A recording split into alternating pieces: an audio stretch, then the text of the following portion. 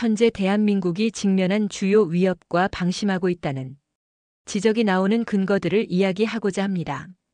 먼저 초저출산과 초고령화에 대한 대처가 부족하다는 것입니다. 대한민국은 전 세계적으로 유례가 없는 속도로 인구 구조가 변화하고 있습니다. OECD는 한국의 심각한 저출산이 계속될 경우 60년 내 인구가 절반으로 줄 수 있다고 경고했습니다. 이로 인해 생산 가능 인구가 감소하고 젊은 세대의 부담이 가중되며 사회 시스템 전반에 큰 위기가 올 수 있습니다. 정치적 극단주의, 세대 간 갈등, 젠더 갈등 등 사회 통합을 해치는 분열 양상이 심화되고 있습니다. 한국보건사회연구원 조사에 따르면 국민이 느끼는 사회 갈등 정도가 2018년 이래 최고 수준을 기록했습니다.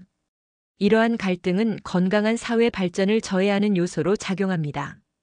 2025년 들어 국내 기업 중 97%가 경제 위기가 올 것으로 예상했으며 일부는 1997년 외환 위기보다 심각할 것으로 전망했습니다. 과거 성공 모델에 안주하고 새로운 성장 동력을 찾지 못하면 장기적인 저성장 국면에 갇힐 위험이 있다는 분석이 나옵니다. 국내외 경제 환경 변화에 따라 과거 수출 주력 산업들이 흔들리고 있다는 지적이 있습니다. 특히 관세 문제, 인플레이션, 인공지능 기술 발전 등 외부 요인에 대한 대응이 미흡할 경우 수출 경쟁력이 약화될 수 있다는 우려가 제기됩니다.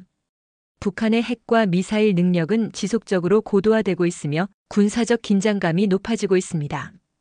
일각에서는 핵 전쟁의 현실화 가능성까지 제기될 만큼 안보 상황이 심각하다는 분석이 나오고 있습니다. 국내외 간첩망이 확산되고 있다는 지적도 있습니다. 간첩 사건에 대한 법원의 미온적인 대처로 간첩들이 불구속으로 수사받는 경우가 일상화됐다는 비판도 제기됩니다.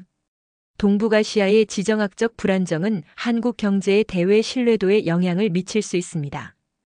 미국 등과의 관계 변화 또한 안보 위협으로 이어질 가능성을 배제할 수 없습니다.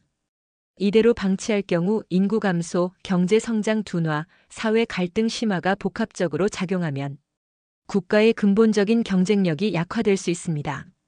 청년층의 부담 증가, 고령층의 소외, 심화된 불평등 등 사회 전반의 불안정성은 국민의 삶의 질을 떨어뜨릴 것입니다.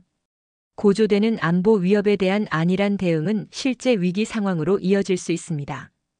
이러한 문제들은 단순히 특정 부문의 문제가 아니라 사회 전반에 걸친 복합적인 위협으로 적극적이고 총체적인 대응 노력이 없다면 대한민국의 미래에 심각한 영향을 미칠 수 있습니다.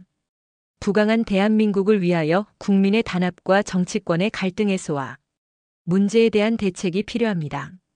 부강한 대한민국을 위하여